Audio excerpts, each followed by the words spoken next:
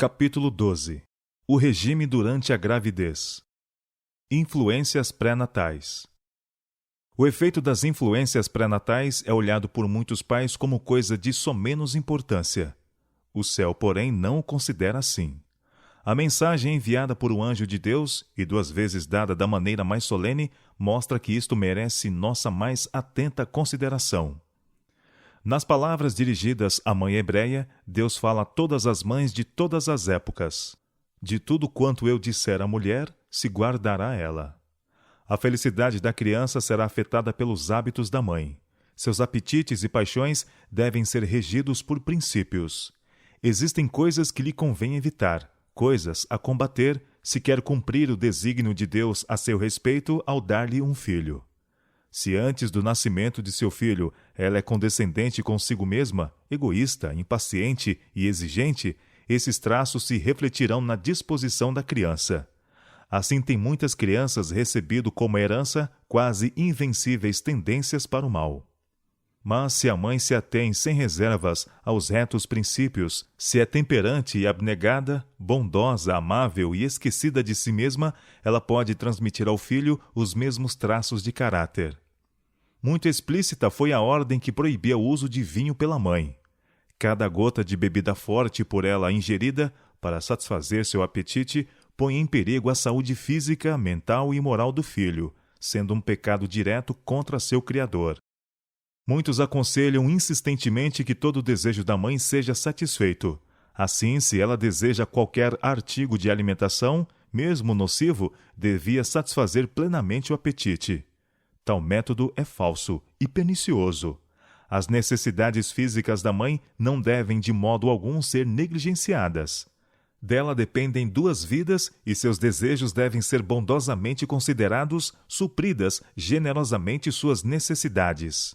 Mas, nesse tempo, mais que em qualquer outro, tanto no regime alimentar como em tudo mais, deve evitar qualquer coisa que possa enfraquecer-lhe o vigor físico ou mental. Pelo próprio mandamento de Deus, ela se encontra na mais solene obrigação de exercer domínio próprio sobre si mesma. Quando o Senhor quis suscitar Sansão para libertador do seu povo, ele prescreveu à mãe hábitos corretos de vida antes do nascimento de seu filho. E a mesma proibição devia ser imposta, desde o princípio, ao menino, pois devia ser consagrado a Deus como nazireu desde o nascimento. O anjo do Senhor apareceu à esposa de Manoá, informando-a de que teria um filho, e em vista disso, deu-lhe as importantes orientações. Agora, pois, guarda-te de que bebas vinho ou bebida forte, ou coma coisa imunda. Tinha Deus uma obra importante para o prometido filho de Manoá realizar, e foi para garantir-lhes as habilitações necessárias para essa obra que os hábitos, tanto da mãe como do filho, deviam ser tão cuidadosamente regulados. Nem vinho, nem bebida forte beberá. Foi a instrução do anjo para a esposa de Manoá. Nem coisa imunda comerá. Tudo quanto lhe tem ordenado, guardará. Pelos hábitos da mãe, o filho será afetado, para o bem ou para o mal.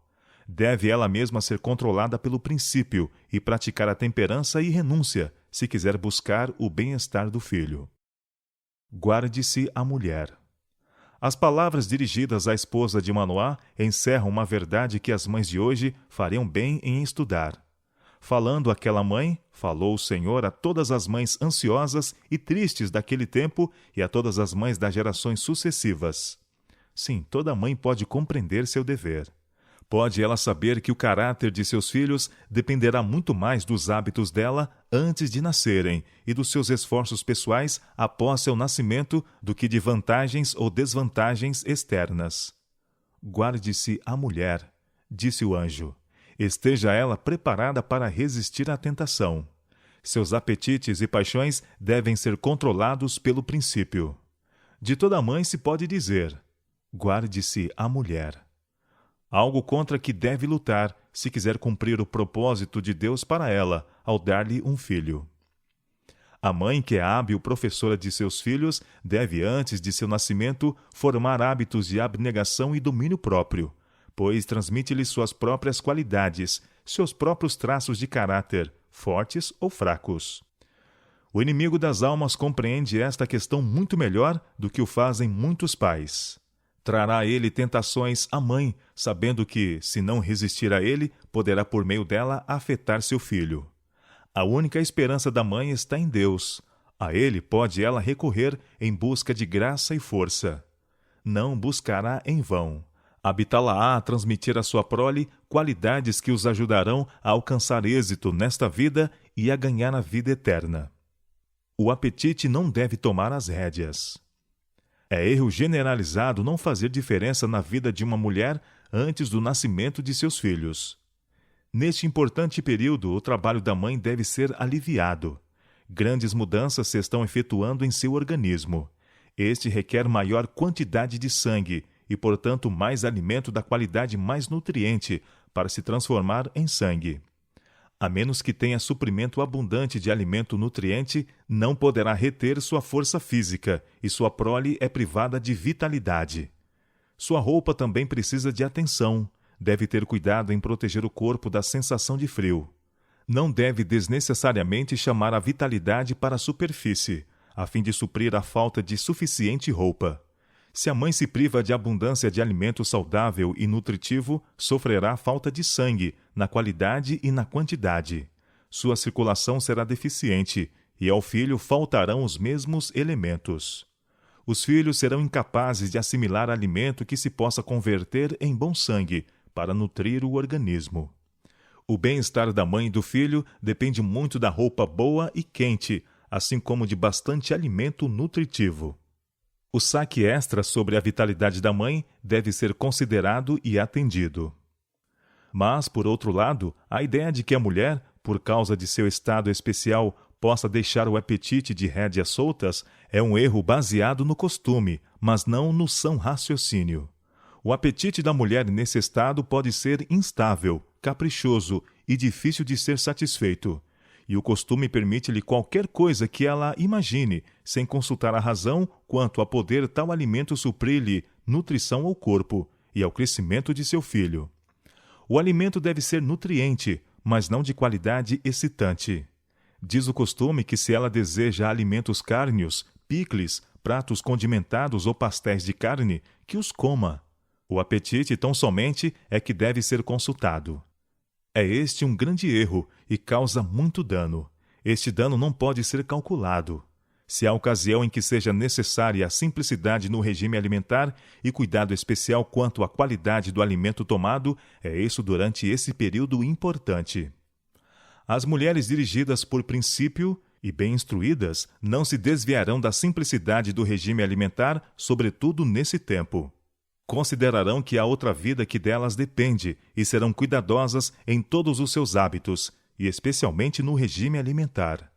Não devem comer o que não nutra e seja excitante, simplesmente por ter bom gosto.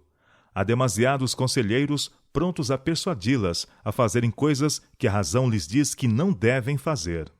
Nascem crianças doentias por causa da satisfação do apetite por parte dos pais. O organismo não requeria variedade de alimentos nos quais demoravam o pensamento. Pensar que, por estarem no pensamento, devam também estar no estômago é um grande erro que as mulheres cristãs devem rejeitar. Não devem ser permitido à imaginação controlar as necessidades do organismo. Os que permitem que o paladar os domine sofrerão a pena da transgressão das leis de seu ser. E a questão não termina aí. Sofrerá também sua inocente prole. Os órgãos preparadores de sangue não podem converter em bom sangue os condimentos, pastéis de carne, picles e pratos de carne doentia. E se introduzir no estômago tanto alimento que os órgãos digestivos sejam obrigados a sobrecarregar-se do trabalho a fim de dispor dele e livrar o organismo de substâncias irritantes, a mãe faz injustiça a si mesma e põe na prole as bases da doença. Se prefere comer conforme lhe agrade e naquilo que imagina, independente das consequências, ela sofrerá a penalidade, mas não sozinha. Seu filho inocente sofrerá por motivo de sua indiscrição. Efeitos do excesso de trabalho e de um regime insuficiente. Em muitos casos, a mãe, antes do nascimento de seus filhos, é deixada labutar diuturnamente, excitando o sangue. Suas forças deviam ter sido cuidadas ternamente. Raramente são diminuídos seus encargos, e esse período, que mais que todos os outros lhe deveria ser um tempo de repouso, é o de fadiga, tristeza e acabrunhamento. Por demasiado esforço de sua parte, priva ela seu bebê da nutrição que a natureza lhe proveu, e excitando o seu próprio sangue, comunica ao filho má qualidade do mesmo. O bebê é privado de sua vitalidade, privado de forças físicas e mentais. Foi-me mostrado o procedimento de B em sua própria família. Tem ele sido severo e exigente. Adotou a reforma de saúde advogada pelo irmão C, e como ele, abraçou pontos de vista extremos sobre o assunto. E não possuindo mente bem equilibrada, cometeu terríveis desatinos, cujos resultados o tempo não apagará. Auxiliado por trechos extraídos de livros, começou a pôr em prática a teoria que ouvira defendida pelo irmão C, e como ele, fez questão de levar todos a adotarem a norma que ele erigira. Submeteu a família às suas regras rígidas, mas não deixou de controlar suas próprias propensões animalescas. Deixou de colocar-se à altura do alvo, subjugando seu corpo. Se tivesse conhecimento correto do sistema da reforma de saúde, teria sabido que a esposa não estava em condições de dar à luz crianças sadias. Suas próprias paixões, não subjugadas, tinham dominado, sem raciocinar da causa para o efeito. Antes do nascimento de seus filhos, não tratava ele a esposa como deve ser tratada uma mulher em suas condições. Não proveu a qualidade e quantidade de alimento necessário para nutrir duas vidas em vez de uma.